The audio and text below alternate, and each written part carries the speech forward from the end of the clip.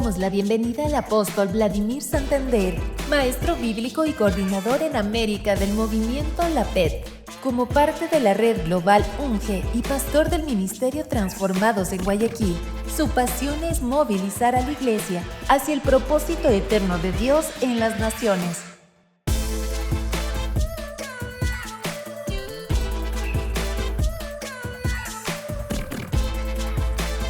Les confieso que me cuesta incluso silbar acá, así que espero que tengan algún tanque de oxígeno por alguna emergencia. Gracias, quiero en primer lugar darle las gracias al Consejo de Pastores de la ciudad. Creo que es muy bueno entrar a una casa no por la ventana sino por la puerta. Y creo que los pastores son la puerta, la llave de una ciudad. Creo que tenemos legislación, creo que tenemos autoridad para hablar de parte del Señor, porque los pastores de esta ciudad han recibido de parte del Señor que esta es una fecha ya marcada en el calendario de Dios. Y creo que si nos ha reunido el Señor por su Espíritu, creo que saldremos de este tiempo edificados, fortalecidos, empoderados y movilizados para cumplir con su misión. Gracias, Pastor Daniel, por la invitación. Gracias por la invitación. Quiero montarme sobre la ola, ¿se entiende? Decirte, Pastor Daniel, que en el camino del Señor no nos conocemos, pero sí nos reconocemos por el Espíritu. Y la verdad es que ministraste mucho mi vida, pero también alteraste los apuntes que tengo. Creo que esa es la voz del Espíritu para esta mañana, entrar fuerte, y tuve que cambiar, tuve que alterar el orden de las predicaciones que nos han sido confiadas. Así que espero poder sobreedificar desde el fundamento que pusiste. ¿Alguien acá ha empezado alguna vez algo que no pudo terminar? ¿Ah? ¿Alguien acá empezó algo que en el camino desistió, en el camino abortó? ¿Sí? Yo tengo que levantar mis dos manos y usted tal vez no lo vea, pero hasta los pies. ¿Sí? En algún momento quise seguir la carrera militar, pero por una cuestión económica no pude seguir esa carrera. Yo vengo de una familia muy acomodada. Mi madre nos acomodaba a los 3 hermanos en una sola habitación. Luego se puso de moda otra carrera, que es la carrera de Ingeniería en Sistemas. Pero déjeme decirle que en 2 semanas entendí que eso no era para mí. Así que luego terminé una carrera así universitaria, que es la carrera de Ingeniería en Administración o Administración de Empresas. Pero hoy quiero hablarles sobre otra carrera. Una carrera que lamentablemente no todos los que inician terminan. No todos los que arrancan esta carrera llegan a la meta. Y estadísticamente hablando, en una carrera universitaria, solo entre el 40 y 50% de los que inician la carrera terminan graduándose. Son estadísticas de nuestro país, entre el 40 y el 50%.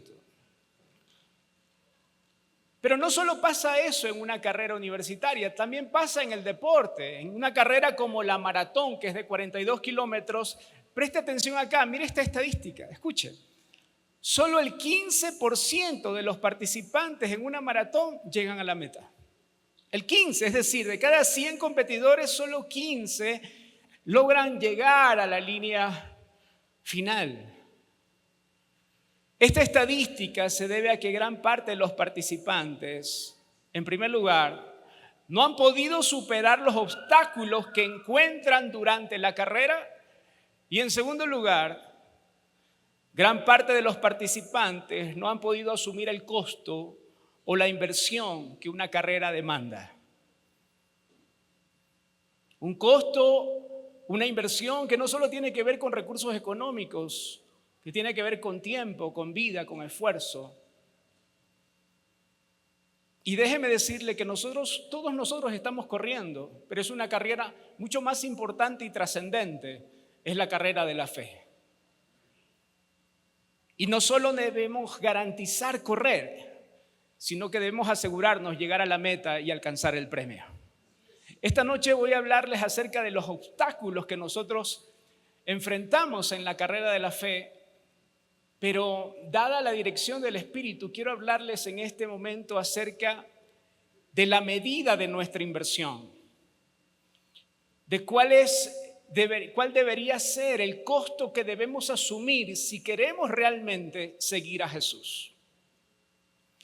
Pero en primer lugar, quiero identificar el indicador con el cual una iglesia puede medir el avance en la carrera. Creo que es una buena forma de empezar a hablar de este tema, porque pudiéramos estar corriendo y no necesariamente estar avanzando. Y quiero hablarles de los indicadores por medio de los cuales necesitamos evaluar. Todo lo que tiene que ver con avance necesita ser medido. Todo lo que tiene que ver con vida necesita ser medido. Y quiero hablarles sobre algunos indicadores que el mundo utiliza para medir el avance en una gestión. Algunos indicadores que el mundo utiliza para medir el avance de una gestión. En primer lugar, el mundo utiliza un indicador llamado el exitismo. El exitismo es un indicador que sirve para medir el prestigio, la reputación de una gestión. El exitismo es un indicador que el mundo utiliza para medir la gestión de una administración. El pastor Daniel mencionó acerca de los héroes de la fe que están descritos en Hebreos capítulo 11 y nos presenta dos grupos de personas. Los primeros, aquellos que expulsaron ejércitos extranjeros, aquellos que callaron bocas de leones, aquellos que fueron usados por Dios para echar a los enemigos fuera de su tierra, que fueron considerados esos ejemplos de fe para nosotros, gente que el mundo llamaría exitosos, y no solo el mundo, sino Dios. Pero también nos presenta otro grupo de personas que no callaron bocas de leones, sino que tal vez fueron devorados por leones. Nos presenta otro grupo de personas que por la misma fe fueron muertos a espada, que por la misma fe fueron aserrados, perseguidos. Y la pregunta que tengo es, ¿cuál de los dos grupos fue más exitoso? ¿Cómo medimos el éxito como iglesia? Bueno, delante del Señor y según el propósito de Dios, ambos fueron exitosos. Ambos grupos califican para estar considerados como héroes de la fe. Algunos hombres por la fe fueron sacados del palacio y llevados al desierto. Otros por la misma fe fueron sacados del desierto y llevados al palacio. ¿A qué le llamamos éxito como iglesia? Otro indicador que el mundo utiliza es el pragmatismo. Lo que funciona, lo que da resultados. Un tercer indicador que el mundo utiliza es el modernismo, lo que está de moda o lo novedoso. Y déjenme decirle que como iglesia podemos estar haciendo uso del pragmatismo, del modernismo para medir el éxito o el avance en nuestra gestión. Pero son indicadores que Dios no utiliza, sino el mundo. Otro indicador que el mundo utiliza es el populismo, lo que todo el mundo aprueba o lo que a todos le gusta.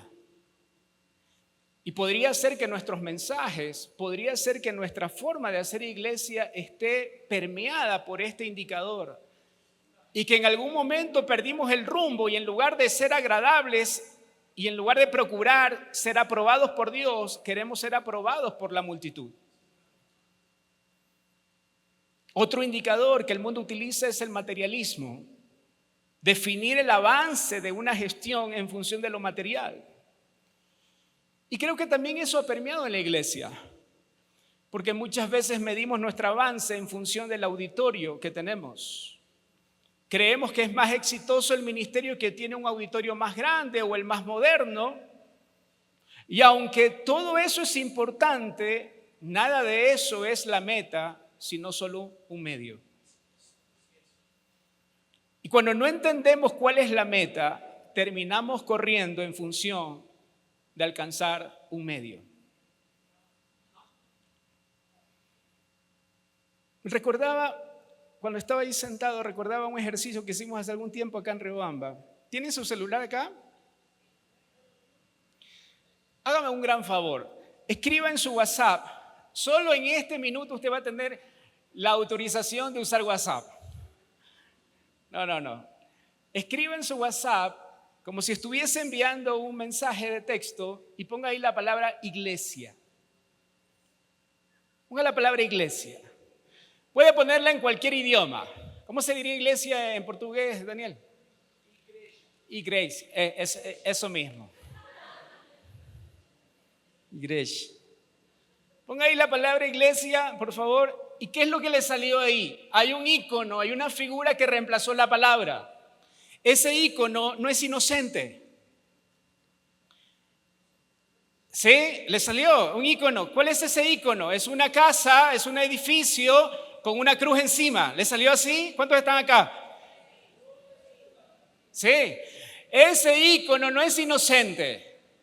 Ese icono es el símbolo que el mundo usa para definir o para describir lo que es iglesia. Pero déjeme decirle, si el mundo entiende que eso es iglesia, es porque la iglesia todavía no entiende lo que significa ser iglesia. Y cuando no entendemos lo que estamos edificando, cuando no entendemos cuál es la meta, podríamos invertir todo nuestro tiempo y todos nuestros recursos en edificar algo que Dios no está edificando ahora. ¿Se entiende, amados? El no entender la carrera, el no entender la meta, el premio que perseguimos puede hacer que despilfarremos el tiempo y los recursos que Dios nos ha confiado, que estos recursos sean desviados en el edificio y no en la edificación de los santos. Los indicadores que el mundo utiliza no son indicadores que Dios utiliza para medir el avance de la iglesia. ¿Y cuál es el riesgo de medir nuestro avance? Hablando de iglesia, ¿cuál es el riesgo de medir nuestro avance conforme a los indicadores incorrectos? ¿Cuál es el riesgo? Mi padre fue de la Fuerza Aérea y él siempre me decía cuando había una tragedia en la aviación, cuando había un accidente aéreo, me decía casi siempre, y esto estadísticamente es comprobado, más del 80% de los accidentes aéreos, de las tragedias de aviación, se deben a una falla humana. Más del 80%. De cada 10 aviones que se caen, 8 fue culpa del piloto. Y la pregunta es, ¿por qué si están entrenados? ¿Por qué si están capacitados? Y mi padre me decía, porque empiezan a confiar en instrumentos que no son confiables. Porque en lugar de medir la altitud, en lugar de medir la velocidad con los instrumentos del panel de control, empiezan a confiar en su experiencia. Empiezan a confiar en sus horas de vuelo, en cuánto conocen del avión, en cuánto conocen de la ruta. Y ese es el riesgo de confiar en indicadores que no son confiables, indicadores engañosos. Amados, ustedes están en una edad en donde nosotros nos hubiese gustado escuchar las palabras del pastor Daniel. Nos evitarían tantos errores, tanto tiempo. Hoy muchos ministros, pero no solo ministros, sino ministerios están cayendo en picada porque confiaron en indicadores que no son confiables, porque pusieron su esperanza en indicadores que nos dan una falsa perspectiva de que estamos avanzando. En mis 15 años de servir al Señor, nunca he escuchado a un pastor cuando yo le pregunto, ¿cómo te va? Mal. Nunca lo he escuchado. Aunque sé que están mal. Respondemos mecánicamente, bien, en victoria. Y uno le pregunta, ¿y cómo estás? Ahora somos 1000, ahora estamos creciendo y tenemos más células. No, ¿cómo estás tú? ¿Cómo estás tú? ¿Cómo están tus hijos? ¿Cómo está tu casa? Hay muchos ministros que hoy están cayendo en picada porque están confiando en indicadores que son engañosos, porque están poniendo su esperanza en una medición que nos da una falsa perspectiva de avance o de éxito. Hoy vemos escándalos en el ministerio por todas partes. Ministerios muy reconocidos hoy están siendo escandalosos. Adulterio, corrupción, manipulación, desánimo, cansancio. Y todo esto pareciera contradictorio cuando vemos la popularidad, el nombre que estos ministerios han alcanzado. Pareciera que están avanzando, pero cayeron porque su avance estaba fundamentado en indicadores que no son confiables, que sirven para obtener resultados, pero no sirven para producir un fruto que los mantenga en la carrera.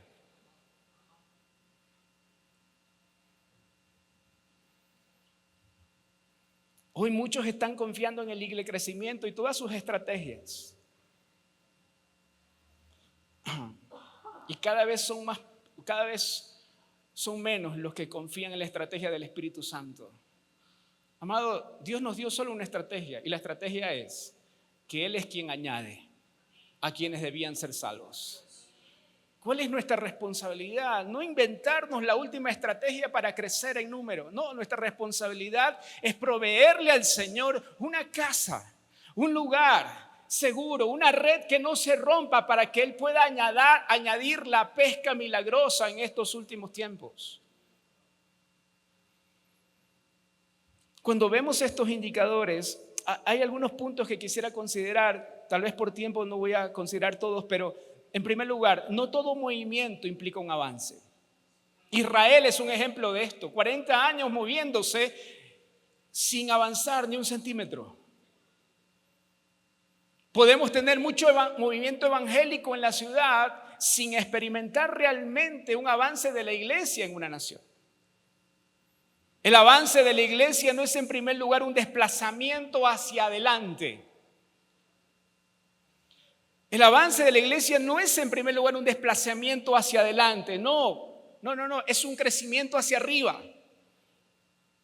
Lo que Dios mide como avance en primer lugar no son resultados, es un fruto. Dios mide el avance de su iglesia por el incremento de Cristo en los santos. ¿Cuál es el indicador que Dios utiliza para medir el avance? El incremento de Cristo en los santos. ¿Cuán grande es la iglesia? ¿Cuán grande es la iglesia? Esa pregunta se responde con la medida de Cristo que podemos ver en los santos. Dios mide el avance de su iglesia por el incremento de su Hijo en sus hijos. Antes de que Dios mide el avance de la iglesia, Dios mide el fruto. Aún antes de ver el aumento de miembros en nuestras congregaciones, debemos medir la estatura en los que se congregan. ¿Cuál es la medida de nuestro avance? La medida del conocimiento de Cristo que como iglesia hemos alcanzado. Esa es la herencia que como pastores debemos dejar a esta generación. Ese es un peso mayor de responsabilidad. Hablo de quienes tenemos ya algunas horas de vuelo en esto. A quienes empezamos a pensar qué le vamos a dejar a los que vienen. ¿Alguien se identifica conmigo? Es el momento en tu vida donde empiezas a ver no quién va a tomar la posta, sino quién camina contigo. Un verdadero líder no se encarga de levantar un sucesor. No. Se encarga de correr con alguien que llegue más lejos. Cuando empezamos a pensar qué es lo que voy a dejarle a los que vienen, necesitamos pensar que nuestra mayor herencia no es lo que dejamos para ellos, sino lo que hemos dejado en ellos.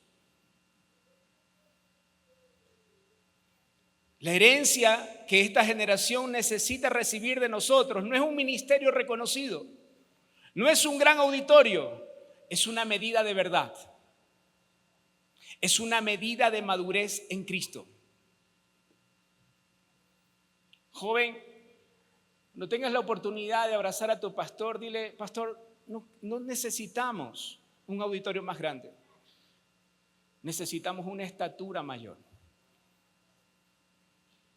Necesitamos que nos reveles a Cristo más claramente, una mayor medida de verdad que nos preserve del engaño. El Señor Jesucristo se refirió a su primo Juan el Bautista con estas palabras. Fíjense cómo Dios mide estatura, cómo Dios mide avance.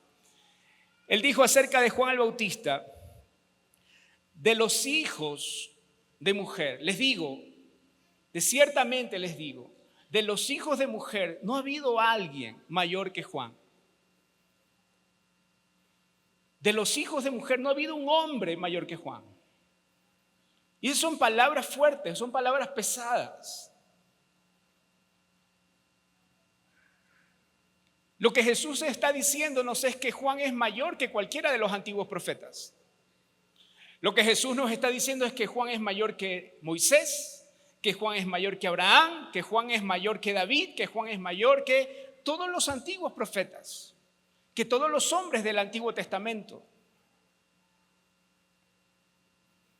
Pero si nosotros hacemos esta comparación y medimos la gestión de Moisés y la gestión de Juan conforme a los indicadores que en el mundo evangélico medimos crecimiento o avance, pudiéramos llevarnos una sorpresa. Si nosotros comparamos el ministerio de Moisés y lo contrastamos con el ministerio de Juan el Bautista, ¿quién diríamos que fue mayor?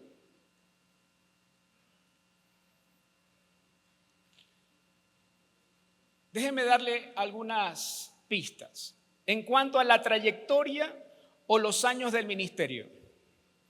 ¿Cuánto tiempo estuvo Moisés sirviendo al Señor en el ministerio? 40 años solo en una etapa, 40 años en otra etapa. ¿Y cuántos años estuvo sirviendo en el ministerio un hombre como Juan el Bautista? 2 años y un poco más. En términos de año, en términos de experiencia en el ministerio, Moisés lleva la delantera, pero Jesús dice: Juan es mayor que Moisés. En cuanto a la capacidad de convocatoria, Moisés era escuchado por todo el pueblo. Los que saben dicen que eran entre 2 o 3 millones de personas. Sus reuniones, 2 o 3 millones de personas. ¿Qué auditorio nos sirve para convocar a tanta gente hoy? Y en términos de convocatoria, el ministerio de Juan, ¿cómo a cuántos reunía? Y esa no es la primera pregunta que a veces hacemos entre pastores. Y consideramos éxito porque tú tienes 5,000 y yo tengo, y el otro que tiene 500 es como que todavía no agarra la onda. En términos de convocatoria, Juan el Bautista, en sus picos, en sus mejores momentos, unos cuantos miles. Moisés, según los indicadores que usamos hoy en día, sería mayor que Moisés, que Juan. Pero según Jesús, Juan sigue siendo mayor que él. En cuanto a las señales y milagros, ni hablar. El ministerio de Moisés pudo ver los mayores milagros, señales que la historia bíblica cuenta. Pero ¿qué milagros reconocemos en el ministerio de Juan? ¿Cuántos enfermos sanó? ¿Cuántos muertos resucitó? En cuanto a libros escritos, porque esa también puede ser una evidencia de un ministerio exitoso, ¿no? ¿Cuántos libros escribiste? Bueno, Juan. Moisés 5 libros. Pero Juan sigue siendo mayor que Moisés en palabras de Jesús. Pero en cuanto a su mensaje, en cuanto a la elocuencia de su predicación, Juan tenía este mensaje que seguramente en lugar de atraer masas, las espantaba. Generación de víboras. Amados, Juan no hubiese sido un conferencista que estuviese con nosotros esta mañana. Si tuviésemos que escuchar o ver la trayectoria de Juan el Bautista, muchos de nosotros diríamos, ¿por qué Juan está entre nosotros? No tiene señales, no tiene una trayectoria ministerial, no convoca a mucha gente, no ha escrito libros. ¿Por qué entonces Jesús dice que Juan es mayor que los antiguos profetas y que todo hijo de mujer? ¿Por qué? Y es por esta razón. Porque mientras los antiguos profetas anunciaban desde lejos al Cristo que había de venir, Juan dijo, he aquí el Cordero de Dios. Juan es mayor que los antiguos profetas, no porque él sea mejor que ellos, sino porque el tiempo en que le tocó ministrar era mayor que el tiempo en el que los antiguos profetas ministraron. Mientras que los otros veían de lejos, él pudo verlo frente a él. Juan era mayor que los antiguos profetas por la medida del conocimiento de Cristo que él había alcanzado. Este es el Cordero de Dios que quita el pecado del mundo. Pero Jesús dice, ahí no termina la declaración de Jesús. Jesús dice, Juan es mayor que los antiguos profetas, que todo hijo de mujer. Juan es mayor. Juan ha avanzado más que todos ellos. Pero también dice, el más pequeño en el reino de Dios. El más pequeño, el más insignificante en el reino es mayor que Juan. ¿Por qué? Porque mientras Juan señalaba al Cordero que había llegado, nosotros manifestamos al Cristo que vive en nosotros.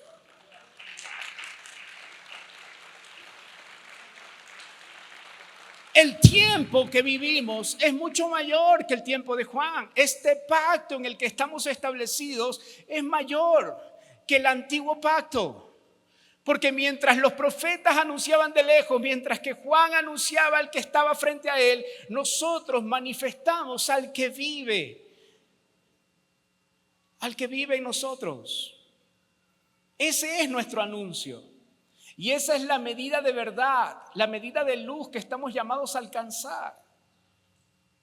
Así es como Dios mide el avance de la iglesia, conforme al conocimiento de Cristo al que hemos arribado. ¿Estamos acá, amados? ¿Y cuál es la inversión que debemos hacer para llegar a la meta?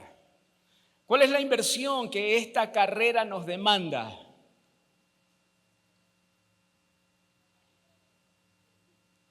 Vamos a Lucas capítulo 14 y verso 25. Lucas capítulo 14 y verso 25. Quería hacer esta introducción para que nosotros estemos, toléreme la expresión, vacunados.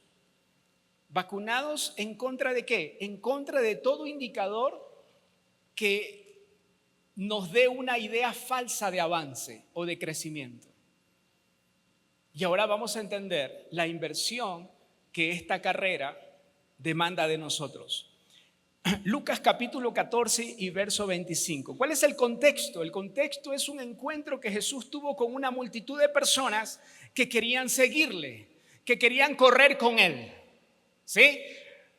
Entonces, el contexto es, ¿ha visto el inicio de una carrera? Cientos de personas, tal vez miles de personas ahí listos para avanzar, listos para correr, esperando solamente el pitazo inicial.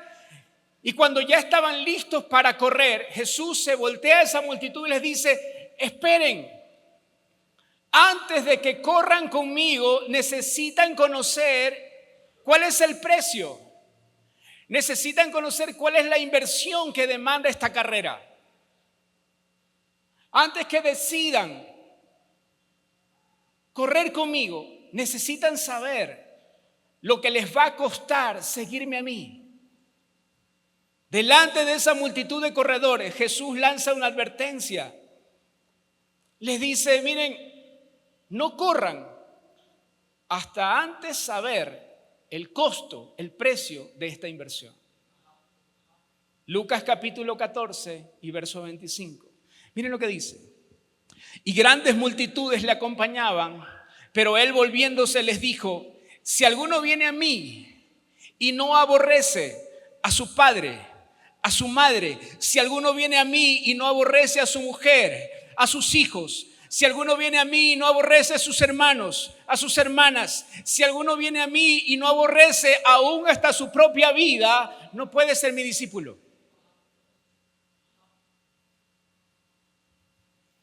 Pero quiero aclarar algo porque algunos tal vez están pensando, es hora de dejar mi casa, mis hijos. Claro, porque una cosa es dejar a la suegra y otra cosa es dejar a la esposa, ¿no? Pero aquí el Señor, con esta palabra aborrecer, no se refiere a abandonar tu casa. No, la palabra aborrecer no tiene que ver con abandono. La palabra aborrecer es la palabra miseo, que significa subordinar o amar menos. Amar menos. ¿Sí? Nadie puede ocupar en tu corazón el lugar que solo a Él le pertenece. Eso es lo que el Señor está diciendo. Si amas más tu vida, si amas más a tu esposa, a tus hijos, si amas más tus pertenencias que a mí, ni siquiera te alistes. En Guayaquil se dice, no te alistes que no vas. Pareciera que Jesús, yo le hubiese preguntado sinceramente a Jesús, ¿estás interesado que la gente te siga? ¿Estás interesado en hacer discípulos o estás interesado en quedarte solo? Porque hasta ese momento eran miles de personas que le seguían. Amados, Jesús era el predicador de moda. Todo el mundo quería escucharlo, todo el mundo quería ver sus milagros. En términos numéricos estaba siendo muy exitoso su ministerio, hasta cuando les habló de la cruz. Hasta ahí. Muchos dejaron de seguirle y aún sus discípulos, lo que decía el pastor Daniel. Aún sus más cercanos empezaron a cabildar en su mente, ¿seguimos a este hombre o no? La palabra aborrecer ahí es miseo, significa amar menos o colocar por debajo de. Es decir, en las palabras de Jesús, aborrecer significa que nuestra familia no puede estar por encima de su voluntad. Significa que no podemos amar más nuestra vida de lo que le amamos a Él. Significa que nada ni nadie puede ocupar un lugar en nuestra vida que solo a Él le pertenece. Ahora, con este entendimiento volvamos a leer. Si alguno viene a mí y no aborrece padre, madre, mujer, hijos, hermanos, hermanas y aún hasta su propia vida, no puede ser mi discípulo. Verso 27, y parece que él sube la llama. Parece que él va subiendo la llama. Verso 27 dice, y el que no carga su cruz y viene en pos de mí, no puede ser mi discípulo. Porque ¿quién de ustedes queriendo edificar una torre no se sienta primero a calcular la inversión? ¿Se entiende, amados? Y el verso 33 dice, así pues, cualquiera de ustedes que no renuncie a todas sus posesiones no puede ser mi discípulo. Con este entendimiento quiero preguntarles, y levánteme bien en alto su mano. ¿Cuántos de ustedes quieren ser discípulos del Señor? ¿Estás seguro que escuchó? ¿Se escucha allá atrás? Tendrás que aborrecer todo lo que amas para seguirle a Él. Tendrás que estar dispuesto a renunciar no a algo de ti, sino a todo de ti. ¿Todavía quieren ser discípulos de Jesús? Ahora, ¿qué es lo que me impacta de estas palabras de Jesús? ¿Qué es lo que más me impacta de esta declaración fuerte, pero necesaria? No sé si aquí en Riobamba se utiliza esta palabra o hay lugares en donde en Guayaquil son las bahías. ¿Conocen la bahía en Guayaquil? Es un lugar de muchos comerciantes, de mucho comercio. Entonces, cuando uno va a la bahía, uno tiene que ir con la idea clara de saber regatear. El regateo, no el reggaetoneo, por si acaso, el regateo. Es una cultura muy nuestra. ¿Se entiende regateo? Entonces, cuando uno va a la bahía y le dice, ¿cuánto cuesta ese par de zapatos? Ese par de zapatos, ¿cuánto cuesta? Y el comerciante te dice $100. Dice, 60 le doy. listo, vamos, para hacer la primera venta. No, valen 30, pero él le sube al triple porque sabe que tú vas a regatear el precio. ¿Se entiende? Pero Jesús no sabía regatear. Él les dice, seguirme a mí te va a costar todo. La inversión es alta, pero no estaba dispuesto a abaratar el costo. Jesús no negó, no rebajó, tampoco escondió el monto de la inversión, aunque eso implicaría que gran parte de esa multitud dejara de seguirle. Hoy vemos en muchos púlpitos el regateo. Ven a Jesús. Ven a Jesús. Ven tal como eres. Al Señor no le molesta, no le importa tu vida, cómo la llevas. Ven a Él. Pero yo no veo a Jesús regateando. No veo a Jesús abaratando el costo. A los que querían seguirle, Él no les hacía un ofrecimiento de vacaciones, no les ofreció un sueldo, un salario, les ofreció una cruz. Una cruz. Jesús no lanzó una promoción para ganar seguidores, no hizo una campaña en redes sociales, no. Jesús expuso claramente el costo que significaría seguirle, aunque muchos de ellos no estarían dispuestos a pagar ese precio. Jesús no negoció con ellos. Amados, el que hace el llamado es quien pone las condiciones. Nosotros podemos aceptar o rechazar, pero no negociar sus condiciones.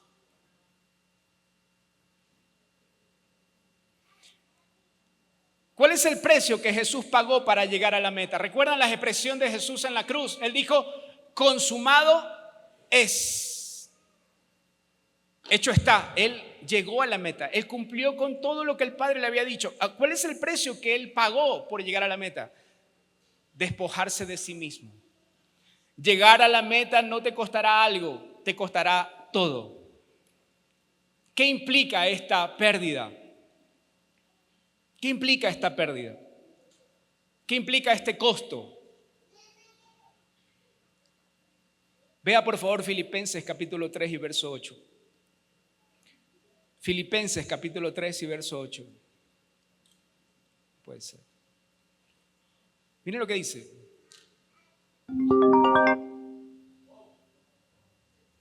Miren lo que dice el apóstol Pablo. Por amor del cual lo he perdido todo y lo tengo por basura para ganar a Cristo. ¿Qué es lo que experimentó Pablo? Un trastorno en su sistema de valores. Lo que antes para él era ganancia, lo que antes para él era valioso, ahora se depreció en su interior. ¿Por qué? Porque conoció algo más excelente. Por amor de Cristo, por amor del cual lo he perdido todo. ¿Qué frase tan impopular en estos días? Si pusiéramos un cartel afuera de nuestras congregaciones, diríamos, ¿quieres dejarlo todo? ¿Cuántas personas entrarían? ¿Ah?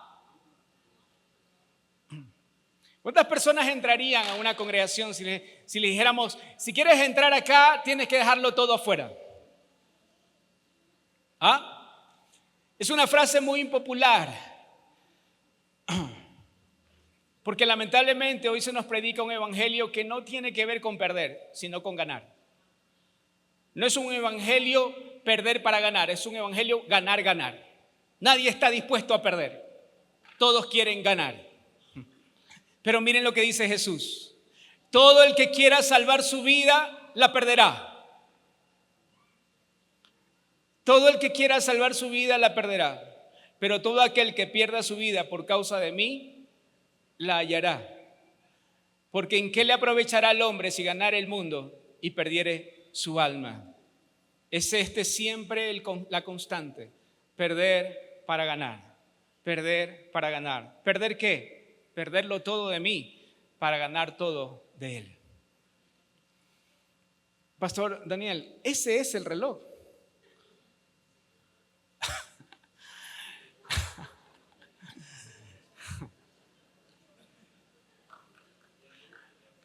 Yo estaba empezando con el mensaje, pero creo que lo vamos a dejar para esta noche.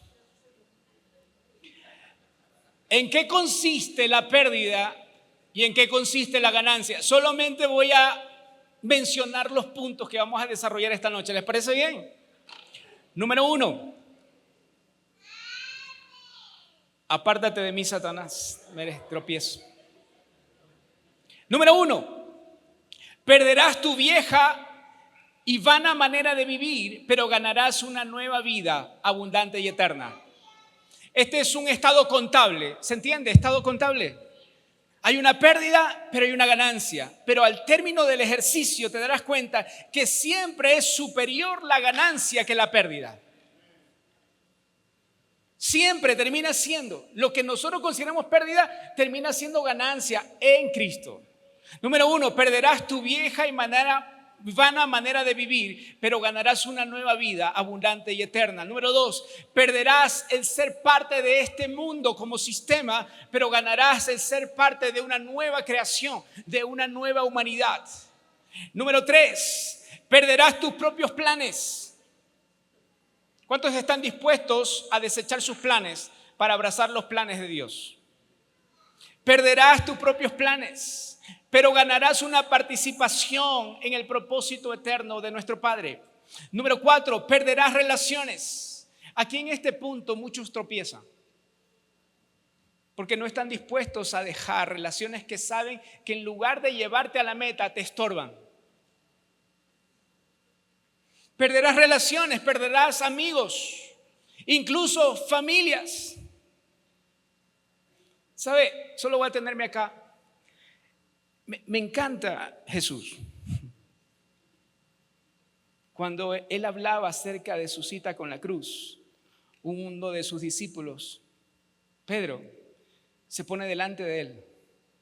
No con una mala intención, sino con un amor terrenal. Un amor que nacía del alma. Y le dice: Señor, esto nunca te pase. Tú no puedes dejarnos, no puedes ir a la cruz.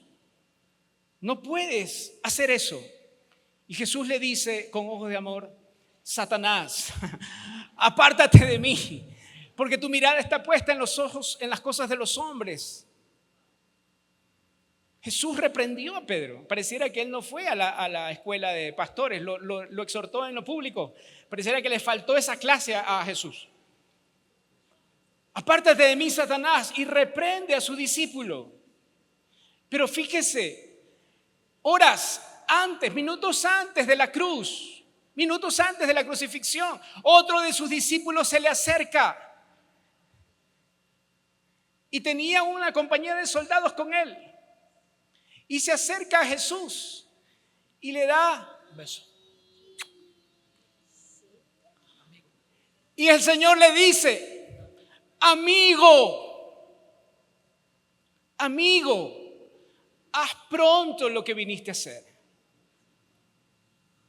Amado, para llegar a la meta debes estar dispuesto a llamar amigo a aquel que con su traición te acerca a la cruz, y a reprender y llamar Satanás a los que con su abrazo, con sus buenas intenciones, te estorban para llegar a la meta.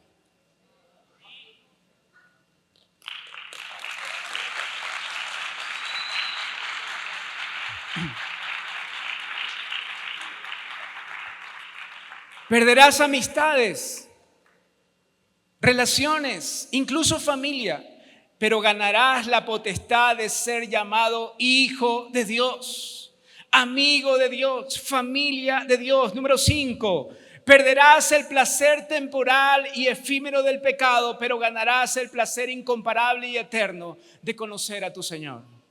Número 6, perderás riquezas temporales y corruptibles, pero ganarás una herencia inescrutable y eterna. Número 7, para terminar. Perderás el favor, perderás tu reputación, perderás la aprobación del mundo, pero ganarás el favor, la gracia y la aprobación delante de Dios. Amados, no te preocupes cuando el mundo te aborrezca, preocúpate cuando el mundo te aplauda. Ese es el principio de identificación. delante de una multitud de personas, Pilato presentó a dos hombres, un criminal, confeso, y un justo, un santo, alguien que nunca le hizo daño a nadie. Y la multitud gritaba: Barrabás, Barrabás, queremos a Barrabás. Y cuando Pilato habló acerca de Jesús, la multitud decía: crucifíquenle, crucifíquenle, que su sangre caiga sobre nosotros. El mundo siempre aplaudirá aquello que es conforme a su naturaleza. Si el mundo nos aplaude, es porque estamos siendo parte de su naturaleza.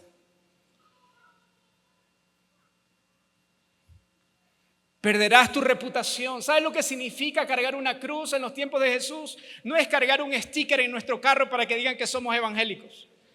No es colgar la cadenita. No, cargar una cruz en los tiempos de Jesús era algo innombrable. Alguien que cargaba una cruz era alguien que no solo estaba completamente condenado, no solo estaba destinado a perder su vida, sino que había perdido su reputación delante de los hombres.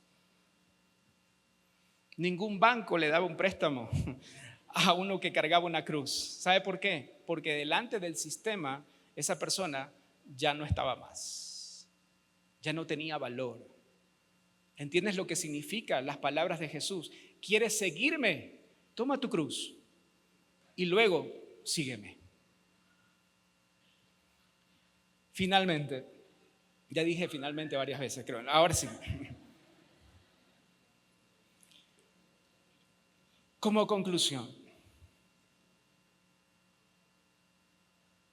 la invitación sigue siendo la misma. La demanda no ha cambiado. Han pasado los siglos, pero el llamado sigue siendo el mismo. Delante de una multitud de jóvenes esta mañana, el Señor sigue haciendo la misma propuesta. No te propone reconocimiento, no te propone el aplauso, no te propone que mucha gente te siga. Lo único que el Señor te propone en esta mañana es esto. ¿Quieres ser mi discípulo? Toma tu cruz y sígueme. ¿Estás dispuesto a perderlo todo para seguirle a Él? Y no quiero ese amén que nace de la emoción o como quien quiere quedar bien con el predicador. No, es un amén reflexivo.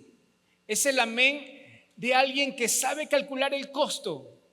No sea que empezando a edificar algo te quedes a medio camino. El Señor no está invitándote a participar de una carrera tan solo. Te está invitando a llegar a la meta. Te está diciendo, si realmente quieres seguirme, necesitas estar dispuesto a dejarlo todo para seguirme a mí. Quiero que cierres ahí tus ojos. Gracias a Dios multiplicó los minutos. No sé, algo pasó. O estoy en reversa, creo. Me pasé ya. Quiero que cierres tus ojos, por favor. Y solo si el Espíritu, y a esto me refería con montarme en la ola que el pastor Daniel empezó a mover por el Espíritu en esta mañana. Y es que el Espíritu está no animando a la iglesia, no. El Espíritu está confrontando a la iglesia. Está invitándonos a tomar una decisión en firme, a leer el contrato antes de enlistarnos en la carrera, a entender lo que nos va a costar realmente seguir a Jesús.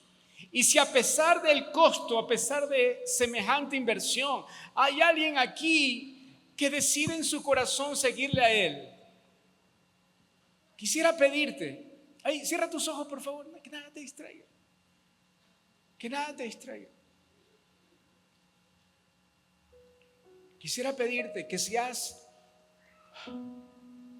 entendido el precio, si has entendido la inversión que se requiere, y si el Espíritu te afirma en esta decisión, quiero pedirte que te pongas de pie.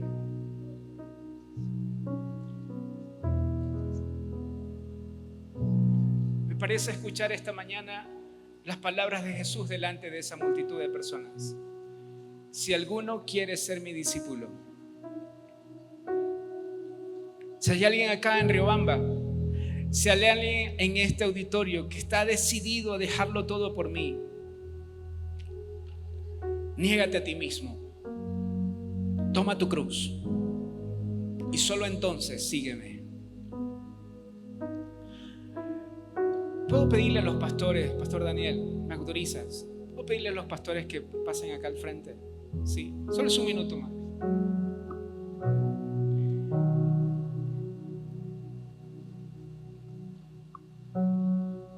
Si tú has decidido esto en tu corazón, no hacia la multitud, si tú has decidido esto en tu corazón, si esta decisión está firme en tu interior, quiero invitarte a que pases acá.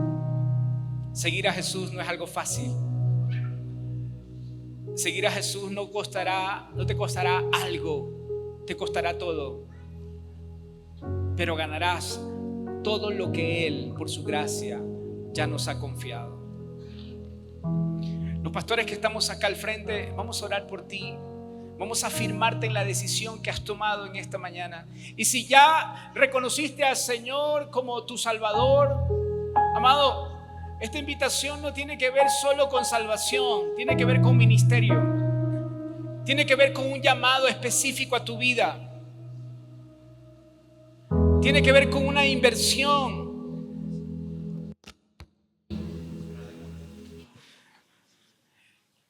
Espíritu Santo de Dios, afirma, convence, instruye, consuela con tu verdad a todos estos jóvenes, a tus pequeños, Señor, a los que tú has llamado para que por tu gracia puedan correr hasta alcanzar la meta. Afirma sus tobillos, Señor. Da fuerzas al cansado. Fortalécelos, Señor, en la decisión que han decidido de seguirte a ti, de ser apartados del mundo por la causa del Evangelio. Pastores, con toda libertad, conforme el Espíritu les guíe, ministren, impartan lo que por gracia el Señor les ha confiado.